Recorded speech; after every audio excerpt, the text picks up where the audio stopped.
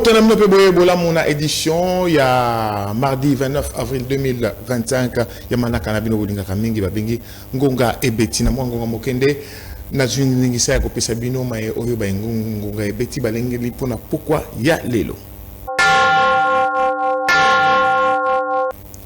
Tobandi bongo manaka na biso na basango ya tata mokonzi Félix Antoine Tshisekedi Tshilombo oyo ayambaki mokolo ya mardi 29 avril 2025 na cité na palais de la nation na commune ya Gombe moninga na ye président ekolo Guinée-Bissau Umaro Sissoko oyo azali bongo na mobembo moko ya 48 heures sima masono bongo na tête à tête nde ba décoraki na titre, il y a Grand Cordon, il y a Ordre National, il y a Héros Nationaux, Lumumba Kabila. Bolanda.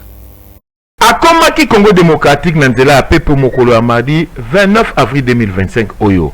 Na Abokitinae, na Tarmaki aéroport international Yanjili, président écolo Guinée-Bissau, général Umaro Sissoko Umbalo, Ayambamaki et pas ya premier ministre madame Judith Soumina Tuluka. Simande cortège présidentiel et Joaki Bongonzela ya palais de la nation wapi moninga na ya Congo démocratique Félix Antoine Tshisekedi Tshilombo azalaki kozela ye. Sur place na bokutani na bango sima ya ba hymne nationaux ya bikolomi bale kaki ba troupe en revue. Pe bakendaki mbala moko na masolo ya tête à tête na salon VIP oyo ezwami kuna na palais de la nation. Yambo ya kwa associé ba délégation respective ya bikolo mibale.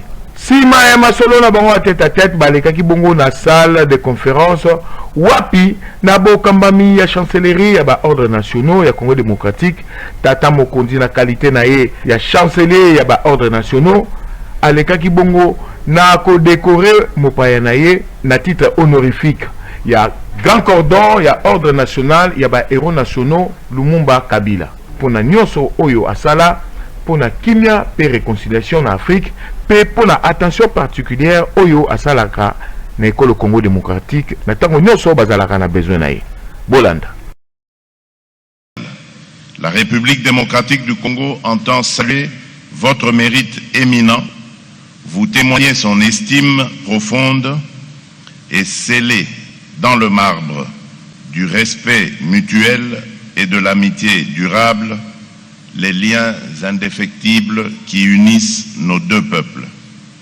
Que cette haute distinction soit le reflet du combat que nous partageons pour une Afrique forte, unie et souveraine. Je vous remercie.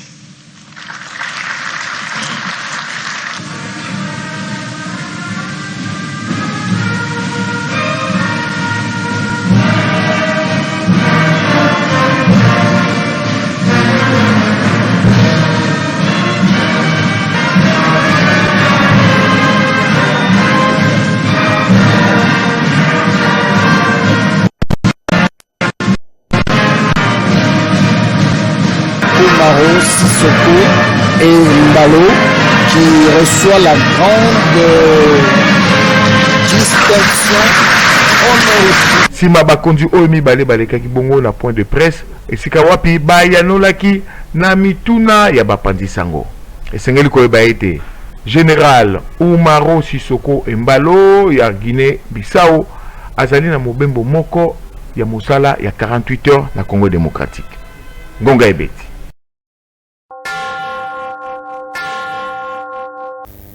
Na point de presse oyo bazalaki na yango elongo na président Félix Antoine Tshisekedi ya Congo démocratique général Umaro Sissoko Mbalo atalisaki esengo oyo azalaki na yango ya komona ete Congo démocratique et décoré pe atalisaki tina ya mobembo na ye na Kinshasa boyokai.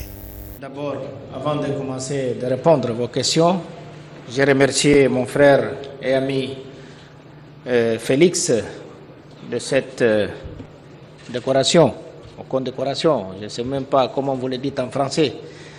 Donc, je suis très heureuse d'effectuer cette visite de travail République de Congo démocratique.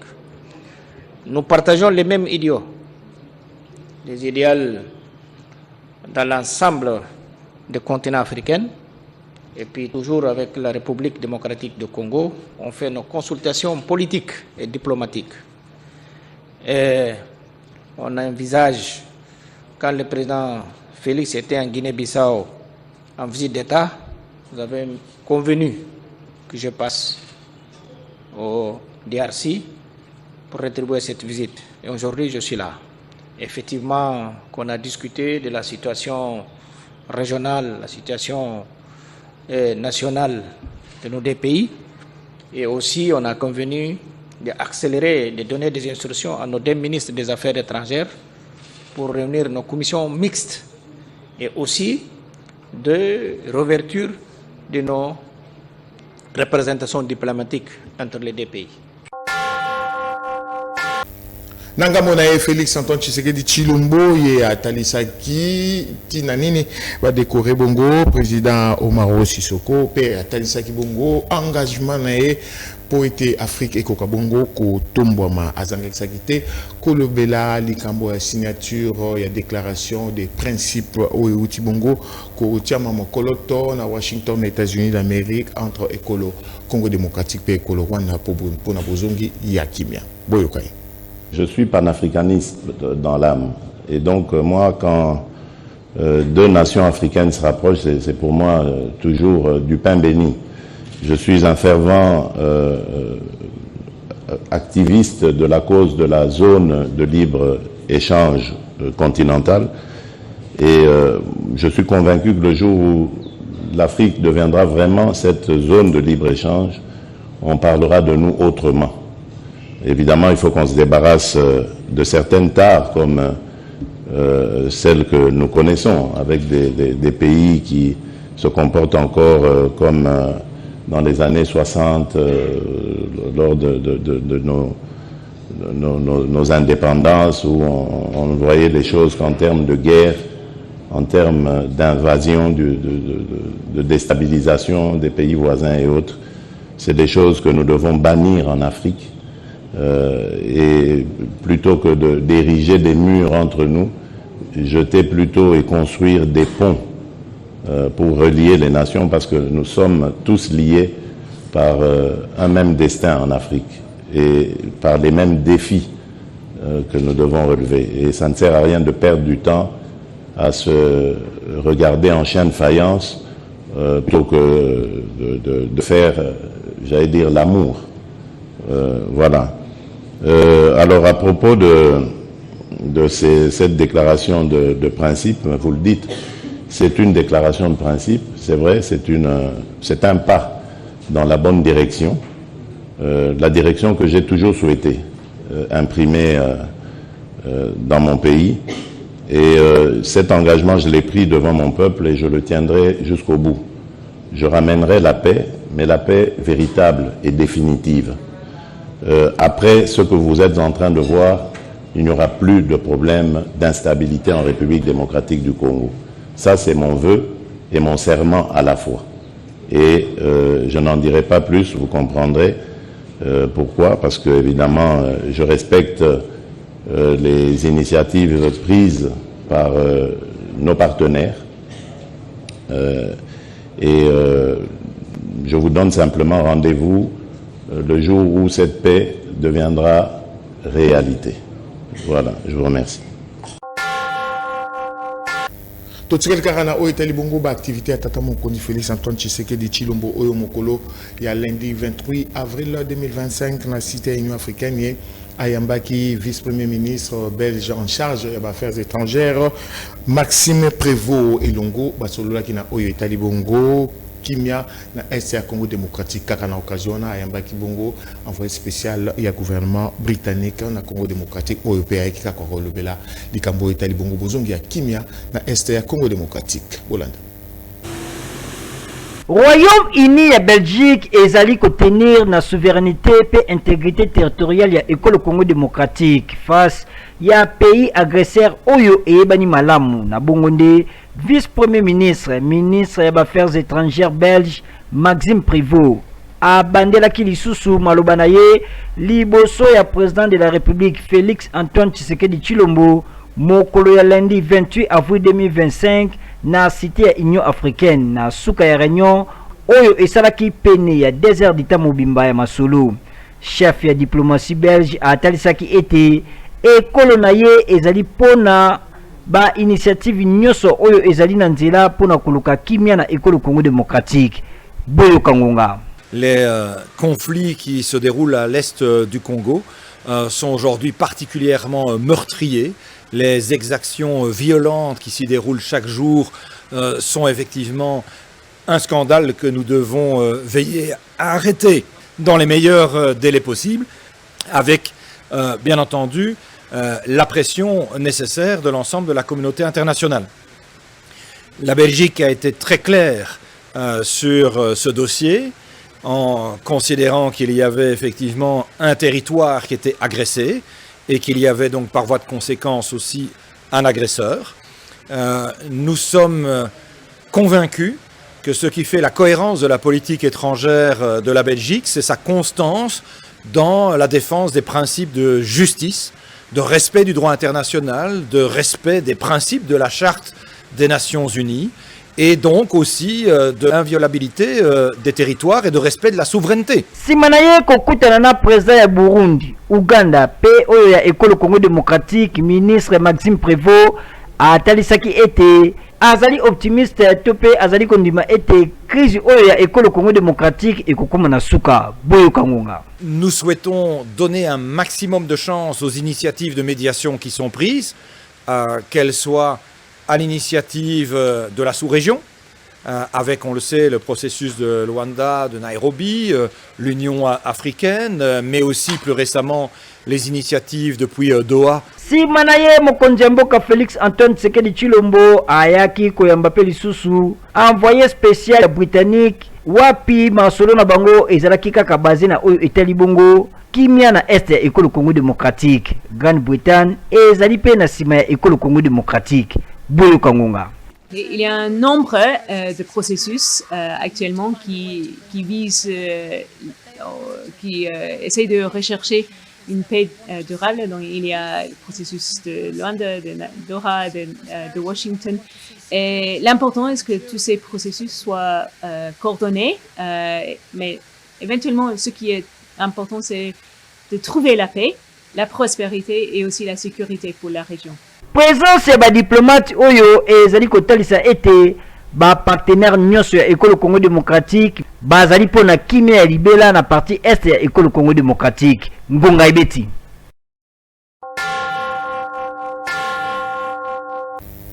Ekolo États-Unis d'Amérique ezali bon déterminé ya kozongisa kimia na Congo démocratique pe na Ekolo Rwanda pona nite na sous-région mobimba ya Grand Lac Boyende. Président Donald Trump des États-Unis d'Amérique a talisaki na interview moko oyo akordaki na baninga na biso ya TPA chaîne nationale ekolo Angola wapi a talisaki lisusu importance ya réalisation ya projet ya corridor ya lobito oyo ekosalisa bongo ba bikolo nyonso ezali bongo concerné to bongo Congo démocratique Angola Zambie pe bikolo mususu oyo ezwa bingo zinga zinga bolandai. Mr. President, you just shared Président, on your outi kosala sortie social media médiatique about the great news pour la for politique Africa. ya Can you Amérique tell na more for Afrique. the African people? Koloba Everybody's nini so excited. na population Afrique au bazar Hollanda. Effectivement, tous allons na sangwa kitoko ya koloba. Bientôt, paix kozonga entre RDC et Rwanda. Tous allons bongo pour travailler sur ça, bongo And also, your administration will invest. Monsieur le Président, si vous avez un investissement monnaie au Boussali, il y a 6 milliards de dollars américains pour le corridor et Luanda. On a mis un bon rébellion. Effectivement, tout ça, on travaille sur un corridor Wana, projet Oyo, il y a corridor, il y a l'Obito et tout ça, là, RDC, Angola, puis les pays qui sont concernés dans le projet Oyo et Kokabongo qui s'est retrouvé. Gouverneur ya ville province ya Kinshasa mwana mboka Daniel Bumba Lubaki a kitisaki bongo bangin pe ba agent na ye na Kitambo magasin kuna na commune ya Kitambo po ete bakoka bongo kobuka bandako pe ba kioske nyonso etongama na kati ya lopango ya Onatra oyo ezwa mikunda pamba te esengeli batonga bongo gare ya sika pe basala parking ya monene pona ba taxi pe ba moto. Voilà. Na cadre ya opération assainissement et réaménagement urbain de patron ya ville ya Kinshasa Daniel Bumba Lubaki abandaki musala ya démolition ya quelques sites awa na ville province ya Kinshasa. Ndaki sa mokolo ya dimanche 27 avril 2025 babandaki démolition ya construction anarchique na magasin Kitambo. Espace o ezali en cours ya réaménagement et pa wapi eko servi na repo na mituka pe moto na bozeli ko relancer ba transport ferroviaire. Gouvernement provincial ya Kinshasa alingi ko éradiquer ba parking sauvage autour ya rond-point magasin Kitambo oyo ezalaki identifié lokola cause moko ya bambouteillage pe obstacle na assainissement ya ville. Boyoka ndenge ngonge betami. Toye kobuka ba concession oyo on a considéré dans la concession anarchique on va ériger il y a quelques années na kati ya lupango na ye. À titre de rappel bateau ne se babuka bango. Mais toye bité par quel miracle nana pesa bango sous mikanda po bazonga. Si babuka bango. Toye jusqu'au ba arrêter de monter zaka le pa babuka bango. Moi tout ça arrêter monsieur sikape zati. Tobuki bango na sur base arrêter akala. Mais toye pour mutazonga ça pas ate. Étape ali ko aménager wa to cha gare sika awa. Donc quand ça fait une partie à il y a taxi va na place Kitambo bato on peut na kati to ko aménager to ko ça fait moto pour to ko désengager Kitambo magasin oya kozonga okuta na na force ya loi okuta na na justice to ko buka yesu même to kozonga pe susute na ne to même na makambo na ndimite mu to ko courage kozonga to bandi awa te to bandi ja to ke ne bedenga to bandi na bedenga le malobi ko buka na nte ko délimiter. On appelle mercredi ou jeudi, on a kuna. Écoutez, il y a un projet spécifique qu'on a en attend. Donc, ça, la gare routière, on a côté na kati, ba monter côté na kati, quelques marchands paient ba côté na kati. Donc, il y a un projet moko n'est pas na ville à Kinshasa. Et sengeli koyeba été opération oyo supervisée et par gouverneur ya ville province ya Kinshasa Daniel Bumba Lubaki et qu'on continue na ba coin ebelé à capitale congolaise. Ngonga ebeti. Soki oleki lelo na avenue Kasavu Bunete ni nango ezomi entre avenue du commerce Perwa Kadingi esika bazali bongo kobongisa nzela okomona ke bateki oyo babenganaki bazonga na bango lisusu pe bakomi kosala ete misala ekoma pasi pona kosilisa yango pe bapieton bazali kokoka kotambola lisusu te pamba te babimisi bilongo tina kati ya chaussée bolanda. Bauti ko bongisa yango kala mingi te misala ya mike nano esilite avenue Kasavu Bunete ni na yango oyo ezami entre avenue du commerce pe Wakading mingi na mulaya jardin botanique ezali susu envahi na bateki tope marché pirate wapi bateki bazali ko tanda biloko ya ndenge na ndenge tina makadam nzela ekomi muke pona bato ya makolo pe baye bazali kotonga yango atako nano efongami pona mituka te ti misala ekosila complètement.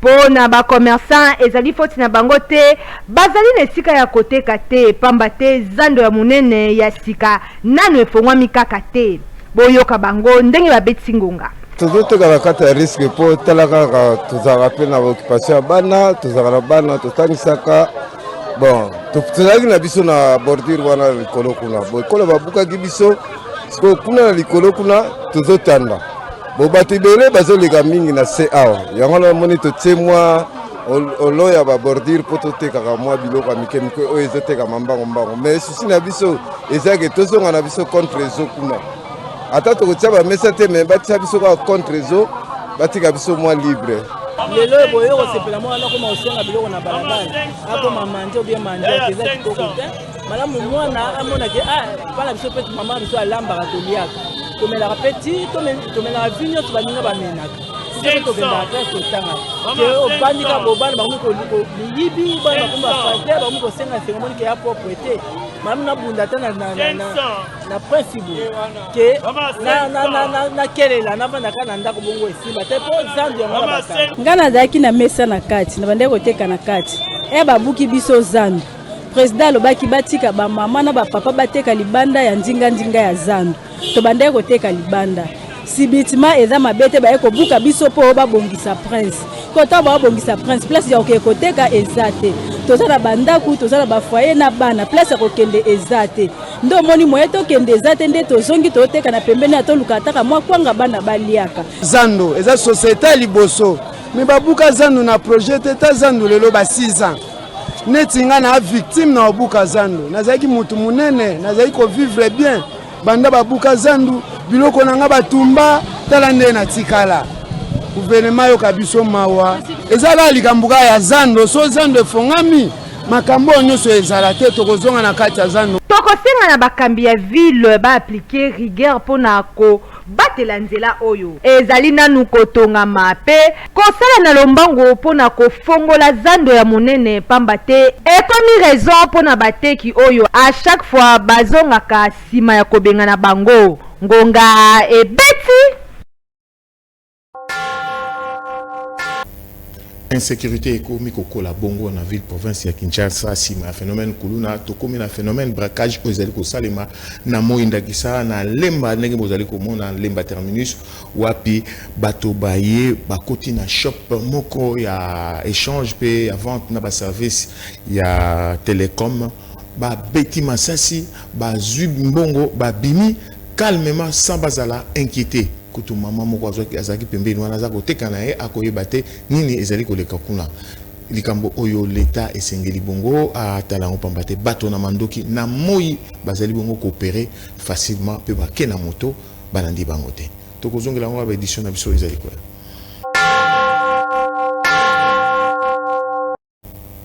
bandeko oyo balandaki bongo formation à ba formateur pour na handball na niveau ya ba école privée ya commune ya Bandalungwa bazalaki bongo primé topé bazwaki bongo ba brevet na bango ya fin de formation week-end eleki na stade des martyrs na maboko ya encadreur national ya handball ya ba léopard handball bolanda sima na bango kolanda formation ya 3 mois mobimba mpona kokoma ba formateur na oyo etali bongo théorie pe pratique ya sport mingi penza discipline babengi handball na milieu scolaire na ba école privée nyonso oyo ezali bongo membre ya Asonepa commune ya Bandalungwa oyo euti bongo kopesama epai ya yemoko directeur technique national ya équipe ya ba léopard handball mwana mboka Jean Bosco Nzapa nde cérémonie ya remise ya ba privé euti bongo kosalema na libanda ya stade des martyrs de la Pentecôte ya Kinshasa wapi formateur moko azwaki oya ye brevet ya fin de formation et pas ya directeur technique national pe moko ya bakambi ya fédération nationale ya handball pour yoka ndenge ngonga ebetamaki oyo nyonso eza badikami ya physique ya baekole ya bandal eza certifié na formation eza modile ya liboso c'est juste eza basé sur l'initiation comment tokobanda malembe kokotisa handball na baekole na biso e kopermettre siko nzela na baoyo bazwi première modile ya kokota deuxième modile sikoyo ozala mpona positionnement na terrain et puis troisième modile ekoya gestion ya bamati donc kokende malembe kaka na batoto bandi na bango mpona kopesa nzela mwa connaissance ekota ntango aza koencadre bana bayeba na kokota na bamatière oyo esengeli premièrement naza arbitre elingi oloba te kino lokola naza arbitre naselimite kaka na kobeta sife na terrain te mwa baformation tozozwa tolakisa biso kino tozwa mpe mwa niveau mosusu ya likolo wana apart arbitrage tokoki kosala banzela mosusu etakisa te baformation oyo tozwi lelo esali biso bien toyeba ndenge nini import ana cadre ayebaka kolakisa tactique ya mike epai ya bana kote lelo bana bakoma lobilobi bajoueur bien na mboka ngonga ebeti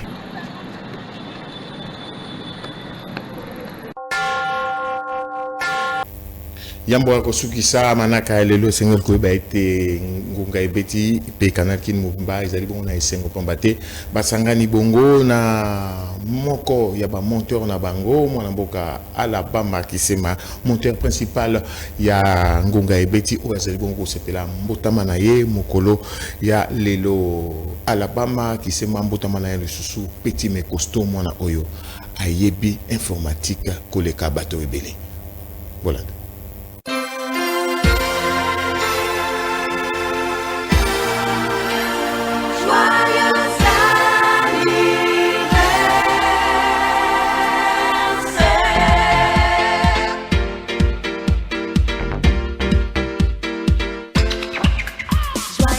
Lala Alabamba kisema mwana ya mama Nsuka Zikanda motema ya Neftali Kengi ya botama Le 29 avril, Yamboula Moko. Kokoma, le 29 avril 2025, Alabamba, garçon capable, monteur Oyo machine, Vanda la Mutunaye, Atana Pongi, a commenté les mal locaux, la miss Zaleki Polele, Azali Kotonda Nzambe, Pambate, Kolonzambe, Abakisele Mboula Moko na Bomoye. Talatina, biso ba collègue naye à rédaction Ngonge Beti, Tobo Sanité na famille, Alabamba Mobimba, Basangisi Baswe na bango pe balobi. Joyeux anniversaire nous Youssou, Alabama, garçon capable, monteur spécial.